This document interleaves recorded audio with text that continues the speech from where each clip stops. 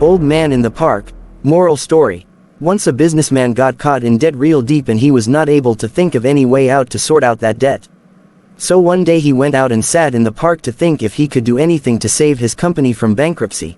While he was sitting in park, an old man came to him and said to him, "I can see that something is troubling you."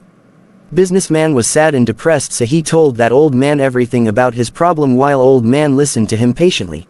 Old man smiled and replied, "I believe I can help you."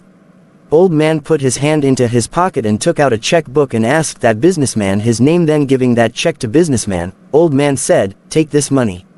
Meet me here exactly after 1 year from today and you can pay me back at that time."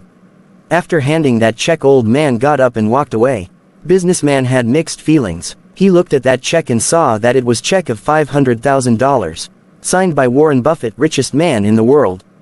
Businessman realized that with $500,000 he can easily get out of his debt, but instead he decided to put that check in his safe and to use it only in case of emergency. With that check, businessman felt more confident. With changed thinking, businessman went back and in his business he was able to think better and negotiated better deals. He started reconstructing his business and worked really hard with full zeal and enthusiasm, and with time got several big deals. Within few months businessman was able to get out of his debt and also started making money back. Year passed. As promised, businessman returned to park after exact 1 year with same check which old man gave him. As agreed, old man also appeared. Businessman was very happy to see old man and told him about his success story. As businessman was about to hand old man back that check, a nurse came running up and grabbed old man by his hand and said, "I am so glad I caught him. I hope he hasn't been bothering you much.